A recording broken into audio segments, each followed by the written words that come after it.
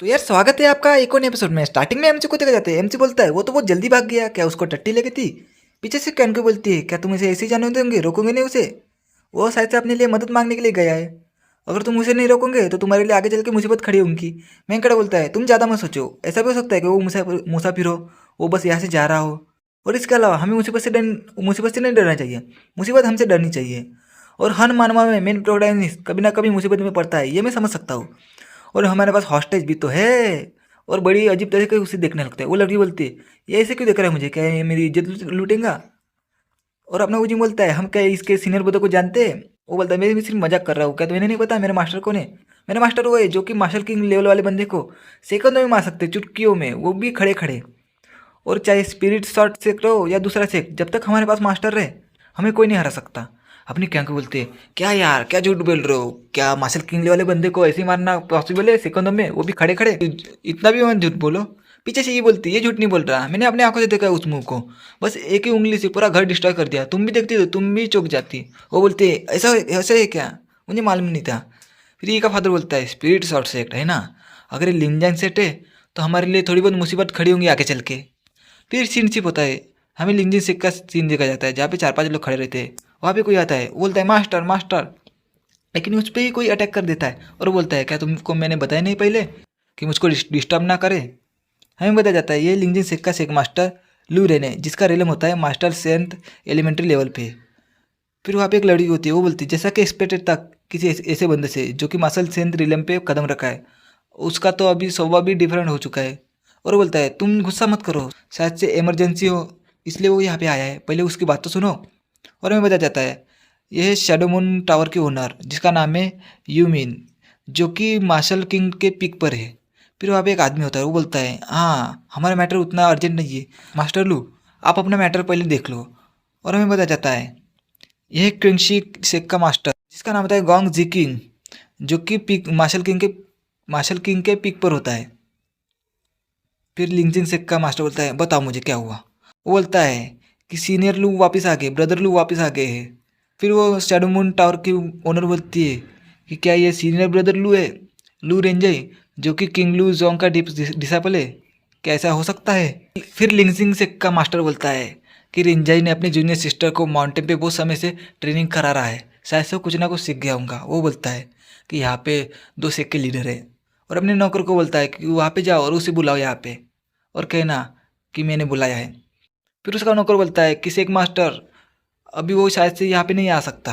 फिर वो गुस्सा आता है और बोलता है क्या क्या हमें उसे इनवाइट करना पड़ेगा। कैंगशी शेख का लीडर बोलता है कि तुम इतना चिंता मत करो, शायद से तुम्हारा डिसेबल तुम्हारे लिए सरप्राइज प्लान कर रहा हो, वैसे भी ऐसा मेरा बेटा भी करता है कभी कभी। फिर वो अपनी पास वाली लड़की को खींच लेता है और बोलता है अगर वो यहाँ पे नहीं आएगा तो हमें वहाँ पे जाना पड़ेगा उससे मिलने के लिए। फिर अपना लू रेंज से जाता है और बोलता है कि मास्टर मास्टर, और वहाँ पे गिर जाता है। फिर शैडो मून टावर की लीडर बोलती है किसी एक लीडर लू, मैंने आपके डिसाइपल को बहुत सारे महीने पहले देखा था, लेकिन तब तो ऐसा नहीं दिखता था, मुझे याद है कि वो बहुत हैंडसम लगता था।